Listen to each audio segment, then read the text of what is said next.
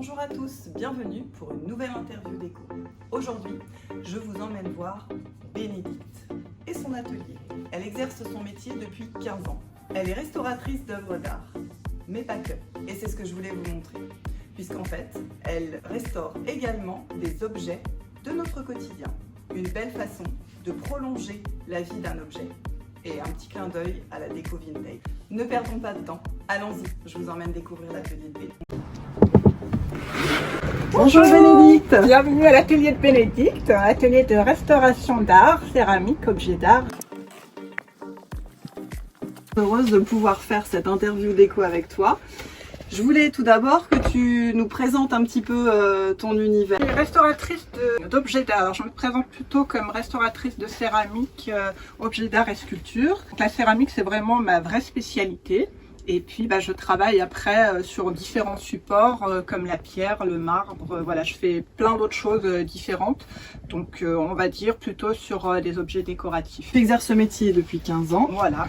Tu es depuis 12 ans reconnu artisan. Exactement. Ok, artisan d'art. Oui. Artisan d'art. Ouais. Si tu devais nous décrire un petit peu ton parcours, est-ce qu'il est classique, atypique? Alors moi, il est un peu atypique. On va dire que j'ai fait des études, j'ai fait un bac littéraire option arts plastiques.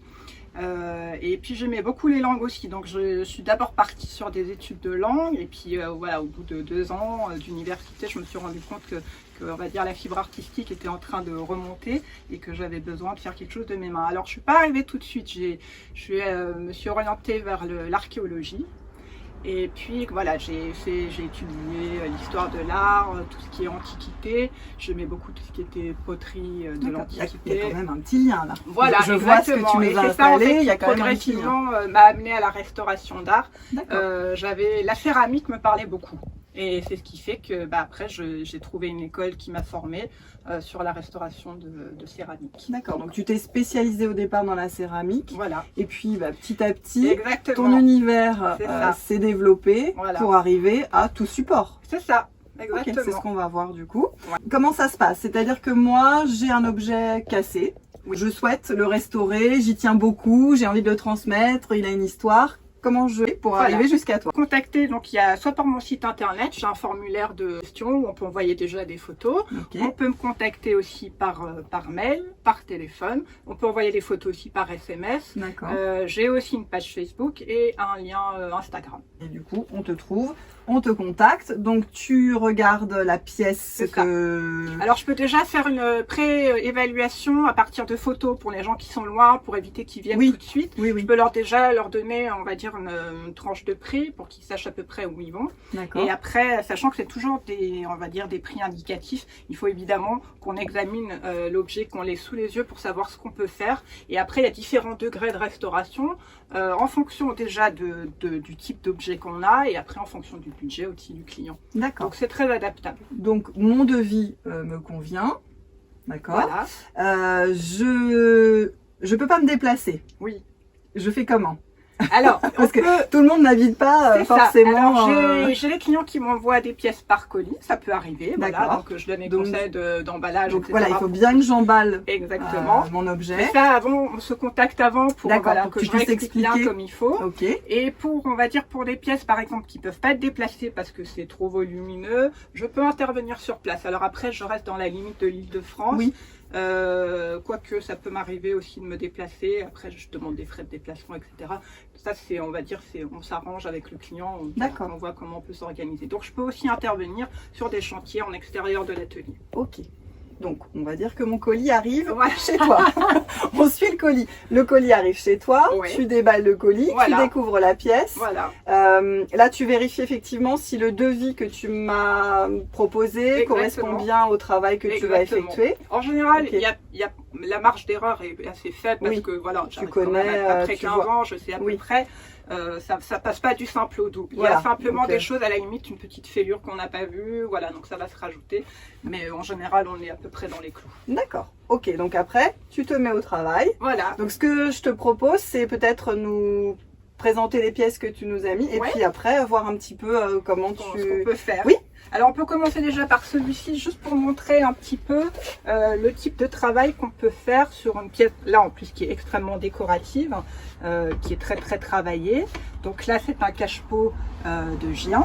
D'accord. Donc à l'origine, complètement cassé. Alors à l'origine le pied était cassé, donc je vous montre un petit peu. Il faut imaginer que le pied, on va montrer un peu dessous, était cassé en 4. Il avait été mal recollé, il y avait des traces de colle ancienne. Donc moi mon travail a consisté déjà à faire une dérestauration pour bien nettoyer, voilà, les cassures, refaire un collage propre, neuf, et ensuite faire tout ce qu'on appelle le travail illusionniste. D'accord. Donc pour là, le client voulait qu'on fasse résultat, également le dessous et le dessus. D'accord. On conserve évidemment les signatures parce que c'est important. Bien sûr. Voilà, donc là en l'occurrence c'est du Gien. C'est Oui, du Gien. Gien. D'accord. Voilà. Donc tu as gardé le poinçon de Gien. Je ne sais pas si on voit bien, mais ici tu as restauré. C'est ça. Donc en fait, on ne voit même pas les traces de restauration. Voilà, on ne voit plus les cassures. C'est ce qu'on appelle un travail illusionniste. La plupart du temps, c'est ce que demandent les clients, parce que généralement, ils ont connu leur objet, on va dire, en bon état, parfaitement, voilà, en bon état, et donc ils veulent le retrouver dans son état d'origine. Donc évidemment, il ne s'agit pas de recuire les pièces, on fait un travail dit à froid, on travaille avec des peintures spécifiques, voilà, qui ont une bonne tenue dans le temps. Donc voilà, après on obtient un résultat finalement, ma foi, proche de... En fait, voilà, on voit je ne sais pas si vous vous rendez compte, mais on ne voit absolument pas que la pièce a été restaurée. C'est vraiment un travail de magicienne, je le dis toujours. Hein. Moi, Bénédicte, c'est une magicienne. Et effectivement, c'est de la vraie magie parce que à s'y méprendre, on penserait que l'objet est... Et ça peut être quelquefois le danger parce que les gens se disent « Tiens, tout va bien ». Oui, c'est ça, l'objet est neuf. Il faut savoir qu'un objet restauré reste malgré tout plus fragile qu'un objet qui n'a pas été cassé. Mais pour les objets décoratifs, ma foi, une fois qu'ils sont posés sur une étagère, il n'y a plus de risque. Hein, le vieillissement se fait naturellement. Je vois ici qu'il y a aussi une assiette parce qu'en fait, tu ne fais, parce qu'on est sur des assiettes, l'art de la table, non. Hein, tout ce qui touche à l'alimentaire. C'est ça. Voilà. En fait, on travaille surtout sur les objets décoratifs. Pour tout ce qui est objets utilitaires, c'est-à-dire les assiettes, les soupières, etc. À la limite, on peut, si c'est un tout petit éclat qui est sur un bord, dès que c'est une assiette qui est cassée en deux, etc., les peintures qu'on utilise ne sont pas adaptées à l'usage alimentaire, ça ne tient pas, ça saute, voilà, c'est pas fait pour. Donc on est vraiment sur de l'objet décoratif. Voilà. Enfin, tout support, vous allez voir, hein, statuette, assiette, vase, enfin tout support. Exactement. Ok. Et bien maintenant, je te propose de nous montrer un petit peu les différentes étapes. Je vais vous montrer un petit peu sur ce petit personnage en porcelaine. Donc vous voyez qu'il est très encrassé. Donc on va essayer de commencer à nettoyer un petit peu. On va peut-être essayer par ici pour montrer, voilà, de retrouver un peu le décor d'origine. Ça va être sympa, je pense. Allez, c'est parti. Je vais vous montrer. On y va. Alors, là, je vais commencer dans un premier temps. Par exemple, je vais avancer un peu la lampe. Donc, je vais gratter un petit peu à ce qu'on appelle avec la lame de bistouri, qui va me permettre déjà de gratter un petit peu, on va dire, le plus gros des... Voilà, de dégager un peu les motifs. Donc là, on voit que le calcaire, voilà, les dépôts calcaires qui ont pris... Donc là, en gros, tu enlèves les marques du temps qui se sont mises sur des couches superposées sur la peinture de voilà, qui se sont mises sur l'émail. D'accord. Donc l'émail, on va dire, c'est obtenu après cuisson. Donc c'est presque, on pourrait dire, assez proche du verre, entre guillemets. C'est pas du verre, mais on a une vitrification. Donc c'est ce qui nous permet, voilà, d'aller jusqu'à l'émail sans risquer d'abîmer. Parce que l'émail est quand même suffisamment solide. Et là, vous voyez, on est déjà en train de retrouver un peu les motifs. Alors parfois, tu dois avoir de jolies surprises parce qu'il va y avoir des motifs cachés. Et oui, et même un simple nettoyage, ça nous permet de retrouver des teintes qu'on ne voyait pas du tout. Là, par exemple, là, quand je gratte, on ne voit pas que c'est rouge dessous. Mais là, en grattant, hop là, on voit toute la teinte qui est en train d'apparaître. Alors évidemment, donc le nettoyage, il peut se faire donc au scalpel. Après, je vais compléter un peu avec de l'acétone, avec des solvants. Donc Donc après, en fonction des objets, évidemment, on adapte aussi les solvants qu'on utilise. Ça dépend des supports qu'on a. Alors en moyenne, qu'est-ce qui prend le plus de temps? C'est le nettoyage ou Alors ça la va restauration dépendre. Là, sur cette pièce-là, le nettoyage va être très important, effectivement, parce qu'il est très encrassé. Mais je dirais que c'est l'étape du collage qui est importante. Le collage, surtout quand il y a beaucoup de... Alors, qu'est-ce que tu appelles collage? Parce que Alors, nous, le on collage, ne s'y c'est connaît quand on pas va, forcément. par exemple, avoir la pièce qui est cassée. On va faire un puzzle, hein, c'est ça. Hein, on reconstitue la pièce, donc on travaille avec des colles. Alors, ça peut être des époxys, on a différentes colles qu'on utilise aussi parce qu'on adapte en fonction de la matière. Une porcelaine, par exemple, peut être recollée avec une colle cyanoacrylate. Une faïence va être plutôt recollée soit à l'époxy, soit avec une colle qu'on appelle le paraloïde. Voilà, c'est des colles un peu spécifiques qu'on utilise en restauration. Okay. Donc en fonction des matières, en fonction de la porosité des pâtes, on n'utilise pas les mêmes colles. Voilà. Donc le collage, c'est l'étape qui va permettre de remonter la pièce et à partir duquel on va ensuite faire tout le travail d'illusion. D'accord. Alors qu'est-ce que tu as comme travail à faire sur cette statuette? Voilà, c'est surtout dans un premier temps, c'est le nettoyage qui va être le plus important. Donc là par exemple, je vais essayer de nettoyer un peu avec mon solvant, voir ce que ça donne. Et lui, vu comme ça démarre, je vais avoir un petit peu de... Ça va me prendre un petit peu de temps, ouais, parce qu'il est... Déjà, on voit bien déjà, voilà, l'éclat des teintes qui réapparaissent, ça c'est chouette. Hein. C'est déjà... on a déjà, voilà, même en nettoyant, donc vous voyez déjà le coton qui est très... alors visiblement, il a été aussi repeint. Alors je sais pas trop pourquoi, je pense que c'était peut-être pour qu'il soit un peu mis au goût du jour. Parce qu'il n'y avait aucune raison de le repeindre sur un émail qui était a priori en bon état. Alors on voit quand même qu'il y a des petits éclats là, donc ça c'est des choses qu'il va falloir que je rebouche. Donc là on voit la matière initiale. Voilà, on voit la pâte d'origine dessous. Il est quoi? Pour toi, a priori, alors on m'avait dit que c'était de la porcelaine, mais je ne pense pas parce que là c'est un peu trop poreux. Je pense qu'on est sur probablement sur une faïence. D'accord. Voilà, une faïence émaillée. Effectivement, là, on a des craquelures qui sont assez typiques. Très jolie teinte d'ailleurs, j'aime beaucoup. De la faïence. Il est beau, hein, parce qu'il a tous les détails. Le carquois, et puis il a ouais, c'est une jolie pièce. Alors après, ça va être le visage qui pose un peu problème parce qu'il a une teinte. Je ne sais pas encore si c'est le repeint, enfin si le rose est un repeint voilà, si c'est d'origine ou si c'est un repeint. Donc ça va. Je vais le faire dans un second temps. En étudiant bien. D'accord, donc tu n'as pas forcément un travail de restauration, tu as plus un travail de lui redonner... C'est ça, là pour le coup, on va dire, il est pas cassé. Voilà, donc là on va être plus sur un travail effectivement de nettoyage, de bouchage des éventuels petits éclats, et ensuite c'est plus un travail de retouche illusionniste, effectivement. Ok, voilà. Belle pièce. Alors du coup, les différents outils que tu utilises sont tous là devant toi, j'imagine. Oui. Ouais, on est sur des limes, on est sur...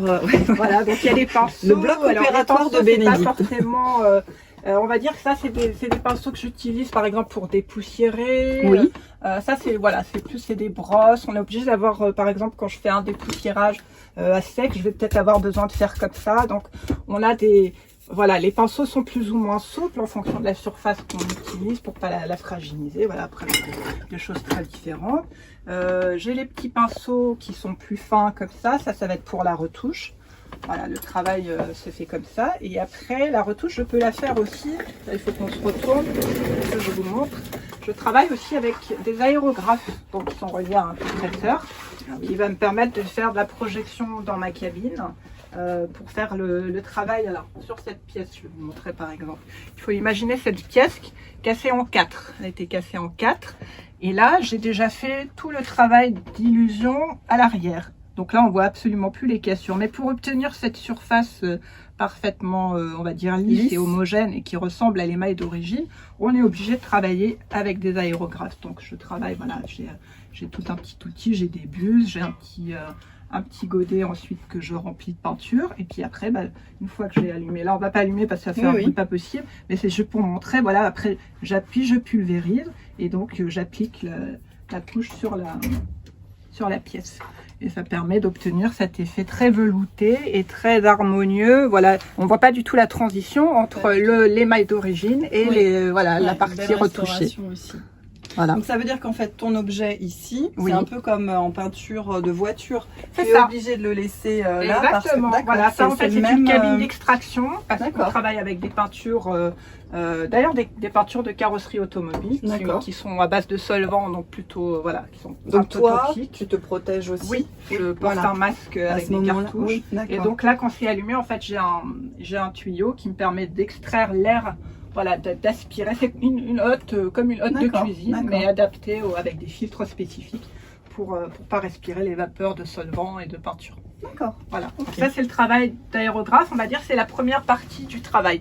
Ensuite, quand j'ai un décor, donc là, ici, évidemment, le décor de fond, je l'ai fait également. Là, on le voit déjà. Oui. Et ensuite, je vais venir faire le décor par-dessus. Voilà, travailler. En gros, tu es aussi une artiste peintre qui vient refaire aussi les dessins à l'identique. Exactement. Donc là, après, je vais travailler à nouveau avec ma petite boîte de pigments. Ah oui, alors. La fameuse petite boîte. Montre-nous toutes tes couleurs. Voilà. Donc ça, c'est les pigments. C'est à peu près mon orgue, on va dire, c'est ce que j'utilise à peu près au quotidien. Donc c'est rangé par couleur, évidemment. Et là, on a aussi je veux pour qu'on puisse voir. On a les pigments dorés, voilà, qui permettent, donc j'ai différentes nuances de doré. Donc il y a des noirs, il y a des verts, il y a des bleus.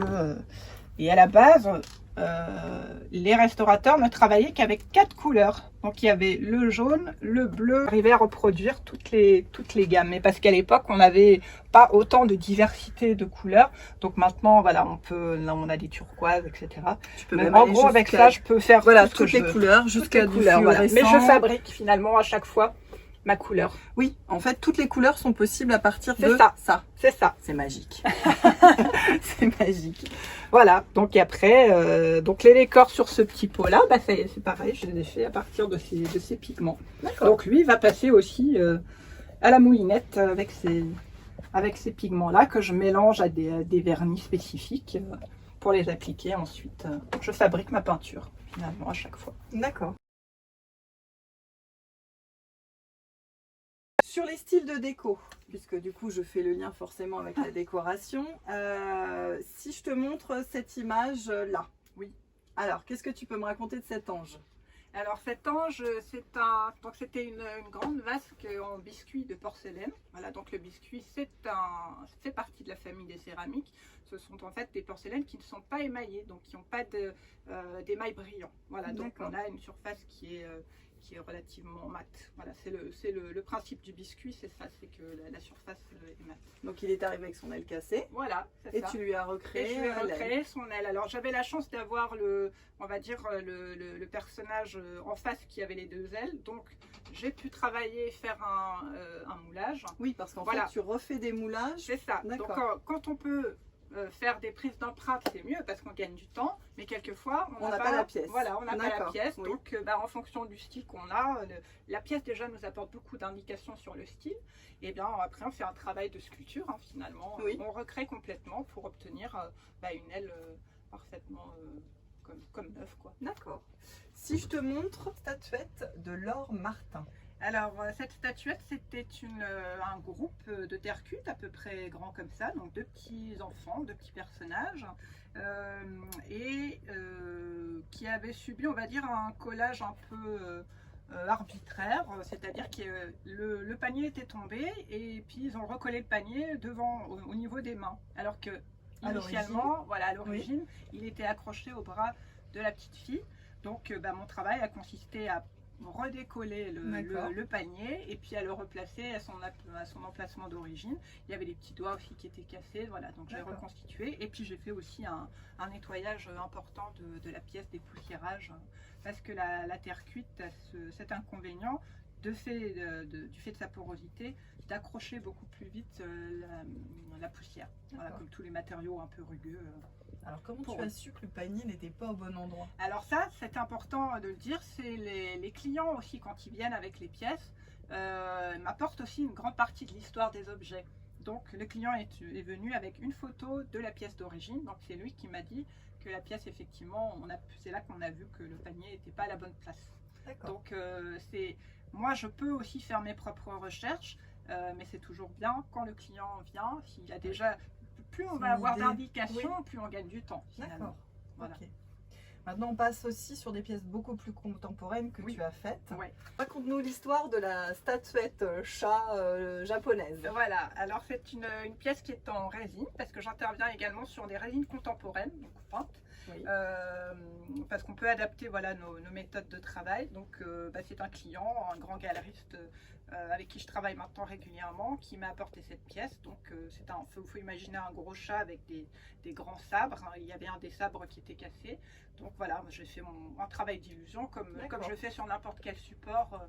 Donc on a des matériaux qui ont la chance d'être assez polyvalents et qu'on peut voilà, utiliser sur d'autres supports que la céramique. D'accord, donc les petites statuettes en résine de décoration, tu peux très bien effectivement reprendre la main sur du collage. Exactement. Et puis le fait que ça ne se voit plus du tout.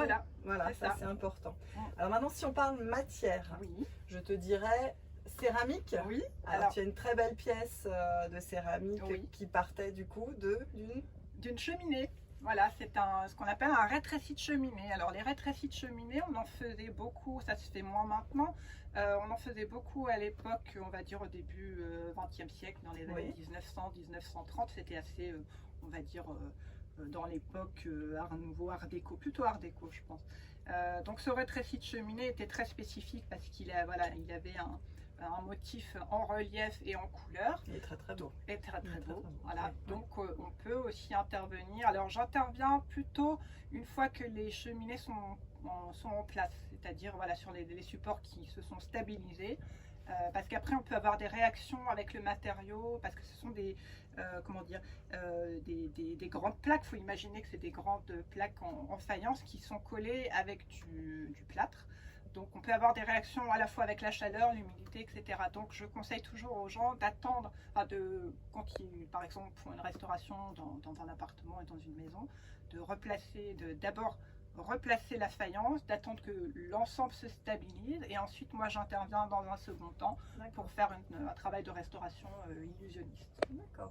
Voilà. Quel type de matière autre? On a vu résine, on a vu faïence. Voilà, alors en fait je vais peut-être redonner une définition de ce qu'on appelle la céramique. Ah oui, avec plaisir. Voilà, parce qu'il y a beaucoup de gens qui parfois me disent, ils parlent de poterie, ils parlent de terre cuite. On ne sait pas trop en fait ce que veut dire la céramique. Alors la céramique, ça vient tout simplement du mot grec kéramos, qui veut dire terre cuite, ni plus ni moins. Donc il faut imaginer que la céramique, c'est la grande famille dans laquelle on va venir ranger, on va dire, la porcelaine, la faïence, le biscuit, les barbotines, grande famille, et après là-dedans il y a plein de sous-catégories.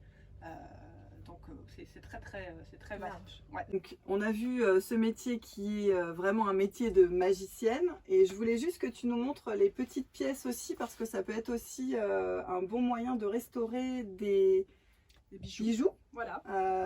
On peut aussi faire les bijoux décoratifs. Donc peut-être que ce serait bien qu'on puisse s'approcher pour montrer un peu le type de bijoux sur lequel j'interviens. Donc là par exemple c'est une petite broche toute jolie Art Nouveau. Là on est dans le pur style Art Nouveau. Et donc là je vais entreprendre un premier nettoyage parce qu'on voit que la résine est très sale. Et puis il y a des manques. Donc là je vais faire des comblements. Alors ça peut être aussi, là on est dans un comblement, mais on peut aussi avoir des pièces qui sont émaillées. Donc je peux aussi faire un travail de retouche, voilà, intervenir sur les bijoux décoratifs. Ça c'est tout à fait possible aussi. Voilà. Donc finalement, c'est redonner vie aussi très diversifié les Et supports. Ça peut être aussi des cadeaux, de jolis cadeaux de Noël, puisqu'on est bientôt à Noël. Donc on peut aussi alors il faut anticiper un petit peu, parce que forcément on a des délais aussi. Ce qu'il faut comprendre, c'est qu'il y a des temps de séchage aussi entre les différentes étapes, le collage, la retouche. Donc pour les cadeaux de Noël, il faut, on va dire, pour être bien, à partir de septembre, si on veut offrir un objet restauré, comme ça on est dans les temps. Ou alors des petits bons à mettre sous le sapin cette année. En prévision, ça peut être aussi une belle idée. Voilà. Donc à contacter Bénédicte. Son adresse est ici. Et je vous remercie beaucoup. À bientôt. Merci beaucoup. À bientôt. Au revoir. Au revoir.